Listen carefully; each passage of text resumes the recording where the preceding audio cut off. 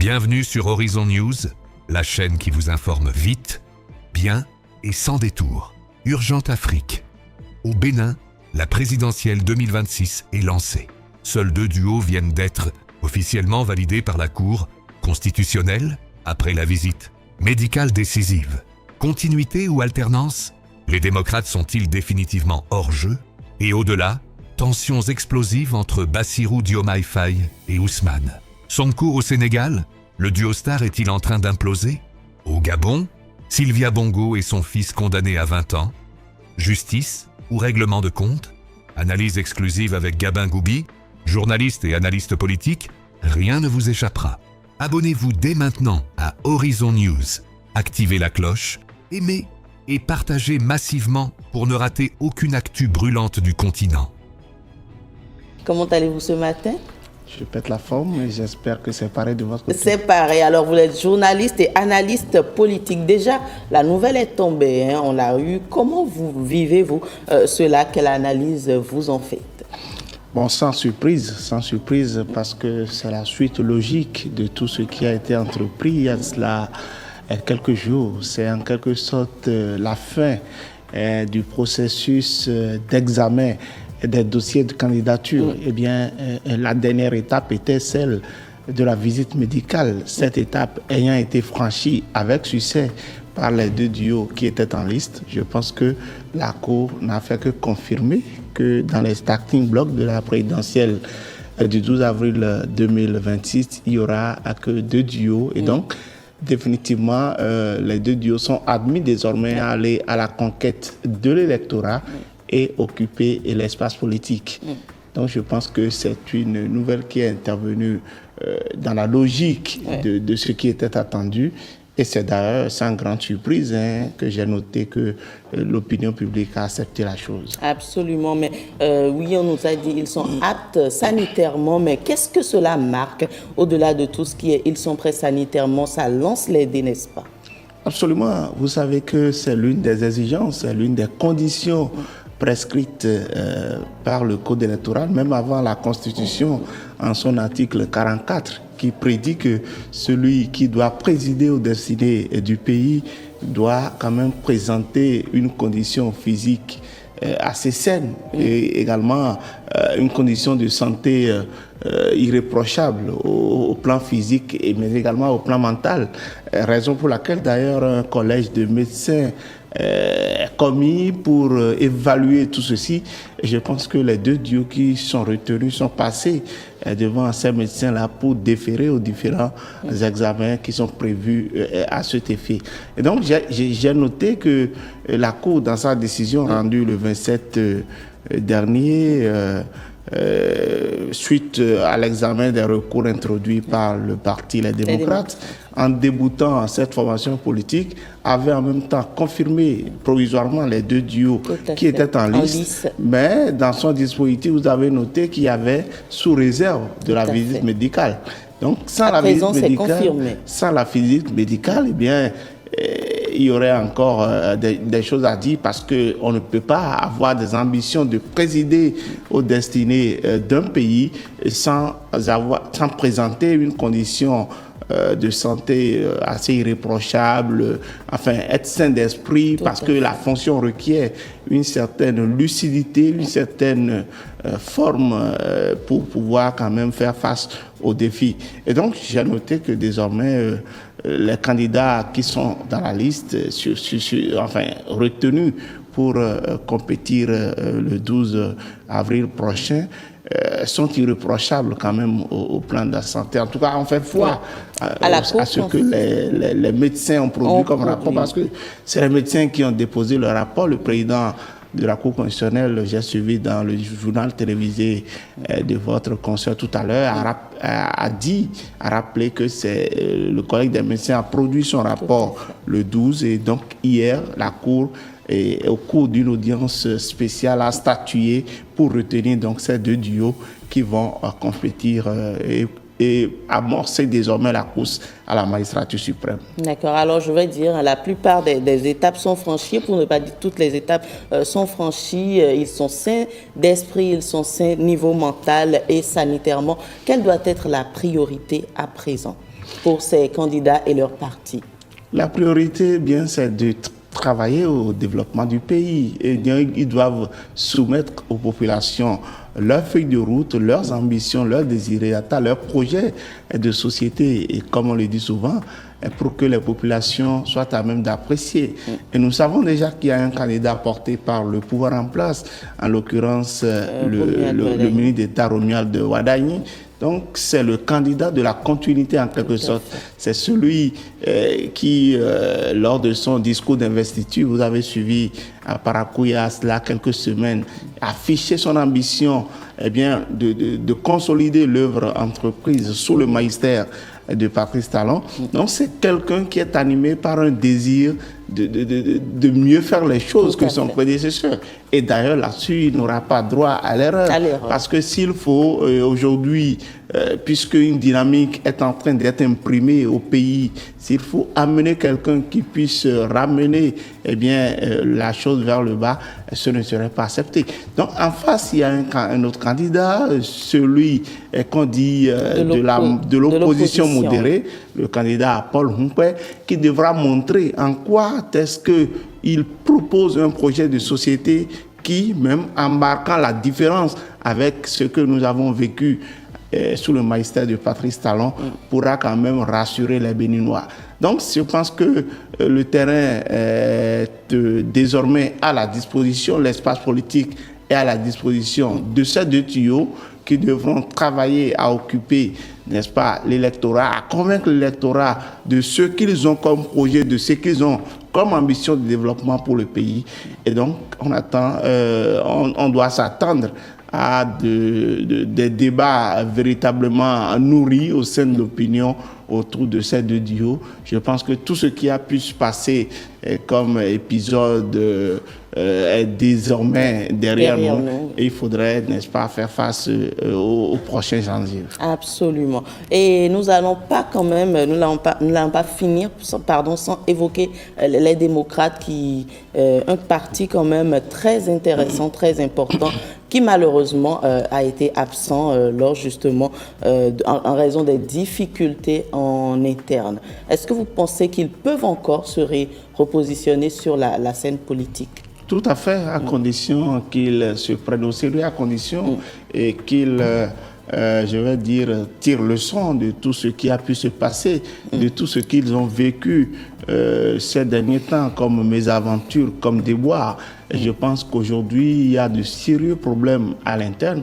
Les problèmes qui, de mon point de vue, n'ont pas pu être bien réglés au point où certains ont dû claquer la porte. J'ai surpris hier des députés démissionnaires de ce parti-là qui ont été reçus par la mouvance présidentielle. J'ai vu Abdoulaye Biotchane et Joseph Diogbenou les recevoir conformément d'ailleurs à la volonté du chef de l'État qui ne l'a pas caché au travers de l'entretien télévisé qu'il a accordé à l'un de nos confrères. Donc je trouve qu'il y a quand même des leçons à tirer de cette mésaventure-là qui a abouti en quelque sorte à la disqualification du duo du candidat du parti de l'LD.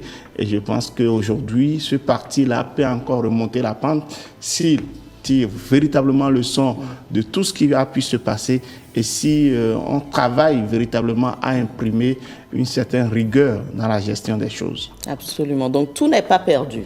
Pas du tout, rien n'est perdu. Et vous écoutez, la politique est faite de haut et de bas.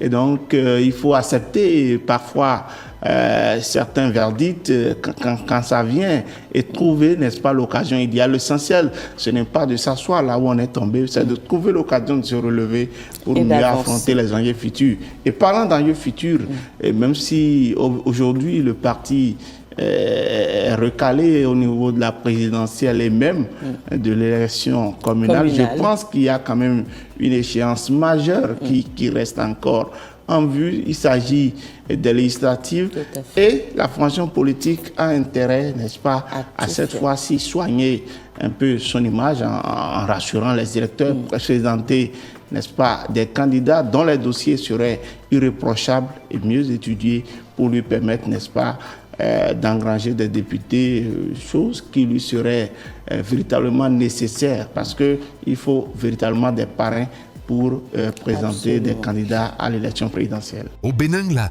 Cour constitutionnelle a définitivement validé hier les 2 duos pour la présidentielle. Du 12 avril 2026, après la réussite de la visite médicale obligatoire. Une décision sans surprise qui clôt le processus de sélection et ouvre officiellement la campagne. Les candidats retenus doivent désormais présenter leur projet de société. L'un porte la continuité de l'action de Patrice Talon, l'autre incarne une opposition modérée. Pour les démocrates, exclus pour irrégularité, l'analyste Gabin Goubi estime que tout n'est pas perdu. Le parti peut se restructurer et viser les prochaines législatives pour reconquérir des parrains.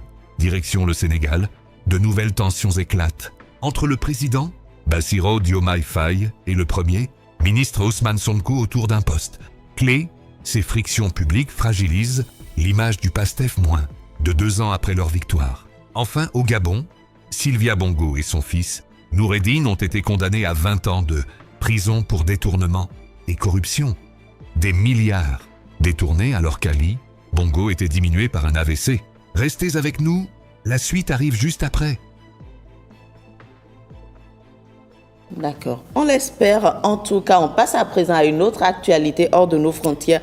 Cette fois-ci, Gabin, vous le savez, au Sénégal, le torchon semble brûler entre le président Diomaye Faye et son vice-président Sonko, Ousmane Sonko, justement en cause un bras de fer autour d'un poste stratégique soulevant des questions de légitimité, le partage réel du pouvoir et la continuité de la rupture promise au Sénégal. Quel regard vous portez sur ces récentes, je dirais, frictions au sein de ces 2 hommes-là? Est-ce qu'on peut dire que c'est la fin de l'ère Diomaye Faye-Sonko? Non, dire que c'est la fin, je pense que c'est trop tôt. Je ne serai pas péremptoire pour prédire, n'est-ce pas, la fin de cette aventure qui a commencé il y a quelques années. Mais je trouve quand même que c'est une vilaine scène qui est en train d'être projetée. C'est une mauvaise image qui est en train d'être projetée à l'opinion tant sénégalaise qu'internationale. Voilà des jeunes qui ont cru en un idéal, qui ont bien mené un combat contre un régime, le régime de Macky Sall, qui ont proposé, n'est-ce pas, de poser, de venir comme une alternative crédible. Le peuple a adhéré à leur idéal et malgré tout ce qu'ils ont vécu, ils ont été adoubés par cette population-là.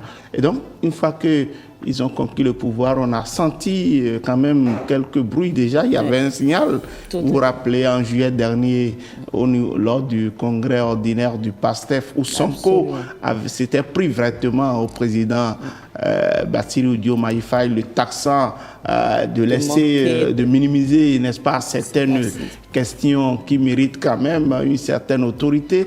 Et il disait à l'époque presque qu'on lui laisse la main pour que, lui soit quand même au devant des choses. On a l'impression que c'est un président, c'est un premier ministre qui se sent peut-être frustré de ne pas être à la place de l'autre. Je ne vous apprends rien. Vous savez que Sonko était quand même... c'était lui qui légitimement devrait être président de la République, mais le destin ou le cours des choses a décidé autrement. Donc j'ai l'impression que Sonko a du mal à accepter cela, parce que tout ce qui est en train de se passer, cette situation qu'il y a eu en juillet dernier, et ce que nous venons d'observer qui quand même projette une image beaucoup plus frontale de la crise la bruit qu'il y a entre les 2 personnalités témoigne de ce que Sonko n'a pas digéré en quelque sorte le fait que ce soit Bassirou Diomaye Faye qui soit aujourd'hui investi dans la fonction présidentielle. Et je trouve que ce n'est pas un bon signal pour cette formation politique-là. étant donné que Sonko a été celui qui a désigné Bassirou Diomaye Faye. C'est son poulain à lui, c'est lui qui l'a fait candidat du PASTEF aux élections de 2024. Donc il a l'obligation de le soutenir. Il est comptable du bilan de Bassirou Diomaye Faye. D'ailleurs, il est le Premier ministre avec des pouvoirs assez élargis. Parfois, vous le voyez même se présenter comme celui qui tient les manettes du pouvoir, ce qui n'est pas forcément une bonne chose pour le président en exercice. Et je pense qu'on doit éviter ces genres de désaveux publics, parce que moi, je récuse et je désapprouve,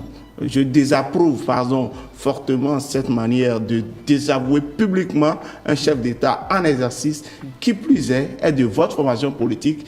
Je trouve que c'est une manière de fragiliser le PASTEF. Et même si Sonko a des ambitions présidentielles, en agissant de la sorte, je pense qu'il est en train de réduire ses chances. On dit souvent que le pouvoir ne se partage pas. Est-ce qu'au vu de ce qu'on observe maintenant, cette maxime-là, je dirais, ne se confirme pas un peu? Parce que vous le disiez, on a l'impression que Ousmane Sonko a bien envie quand même d'aller au front, de faire certaines choses, et a l'impression que le champ est limité. Oui, absolument. Je l'ai dit, c'est quelqu'un qui se sent peut-être dans la peau d'un président, il se sent peut-être dans la peau de quelqu'un dont on a arraché enfin, c'est pas ce qui doit lui revenir de droit. Maintenant qu'il patiente un peu, les élections présidentielles sont prévues pour se tenir en 2029. Donc il attend déjà, ils n'ont même pas fait 2 ans et déjà on sent des signes de friction entre les deux. Alors que les deux auraient pu former, ont été des yeux des Sénégalais, un tandem assez fort. Aujourd'hui, le Sénégal est confronté à un certain nombre de défis. Il y a la question du chômage. Il y a la question de la crise économique.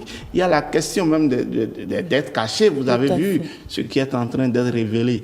Il y a une série de questions qui méritent que les deux hommes se donnent résolument la main pour se concentrer sur les défis qui se posent au pays, plutôt que de s'illustrer dans ces genres de crises qui sont peut-être de nature à désorienter les choses et à asseoir une certaine cacophonie au sommet de l'État.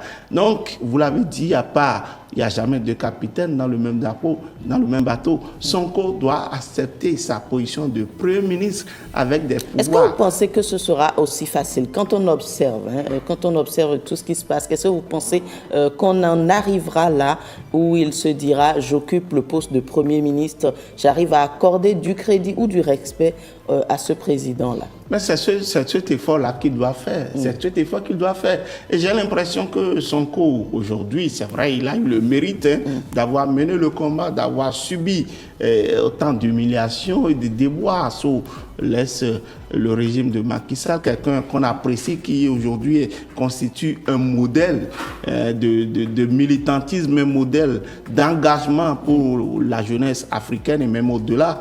Mais je pense qu'aujourd'hui, il doit quand même accepter que ce n'est pas lui qui est le dépositaire de la signature de l'État sénégalais dans le monde. Il doit accepter qu'il n'est que Premier ministre et accompagner celui dont il a fait chef, celui qui a été son poulain. Et l'autre ne revendique d'ailleurs rien. Il a toujours reconnu que Sonko a été son mentor. Sonko, ils ont mené tous les sacrifices ensemble.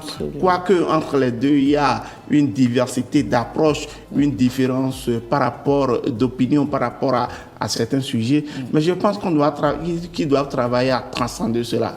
Donc Sonko aujourd'hui a intérêt à œuvrer pour conforter le bilan de Bassirou Diomaye Faye. Alors, à moins qu'il n'ait peut-être des ambitions de fragiliser l'autre pour se positionner désormais en tant que leader et quelqu'un qui va s'attirer la sympathie populaire pour pouvoir postuler. J'ai même mal perçu, même si c'était une démonstration de force grandeur nature, j'ai même mal perçu la sortie, le meeting, le terrain meeting qui a été organisé au stade de Léopold Sédar Senghor dans le courant du week-end. Moi, je ne sais pas qu'est-ce qui fait courir autant le Premier ministre. Pourquoi est-ce que alors qu'il n'y a pas d'enjeu électoral en vue. Les prochaines élections locales sont prévues pour se tenir en 2027. Et pourquoi est-ce que Sonko se précipite aujourd'hui pour organiser un meeting de ce genre-là avec des propos à peine voilés à l'endroit de celui qui est le chef de l'État, qui est membre de sa formation politique. Et je trouve que les deux doivent reprendre du poil de la belle terre rapidement leur divergence, consolider le PASTEF pour le bonheur du peuple sénégalais. Un dernier tour rapidement, vous n'allez pas partir sans nous dire un mot sur ce qui se passe au Gabon. On l'a appris le 12 novembre dernier, Sylvia Bongo et Nourdine, son fils, ont été condamnés par contumace à 20 ans de prison. Pour vous, est-ce que c'est une justice enfin rendue au peuple gabonais ou est-ce que c'est plutôt un verdict politique? Verdict politique, non. Je pense qu'il y a eu des éléments de preuve. J'ai suivi ce réquisitoire assez structuré du procureur de la République, du procureur général. Et j'ai lu un peu comment est-ce qu'il a travaillé à confirmer ou à établir les infractions de corruption, de détournement de deniers publics, de prévarication et même de trafic d'influence à l'endroit de Noureddine Bongo et de Sylvia Bongo, l'épouse de l'ex-chef d'État.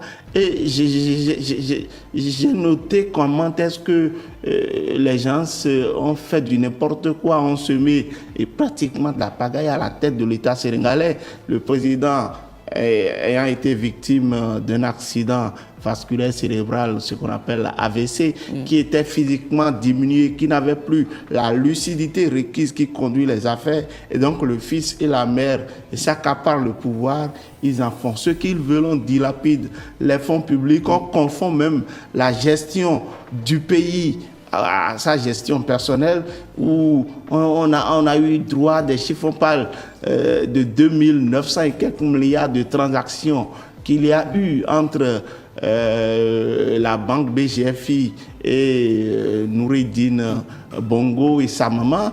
Et Noureddine Bongo qui a été coordonnateur des affaires présidentielles, un poste éminemment politique où il a exercé son influence et dont ils ont géré les fonds du pays, alors que le Gabon aujourd'hui, malgré ces milliards qui ont été révélés lors de ce procès, le Gabon aujourd'hui connaît des problèmes.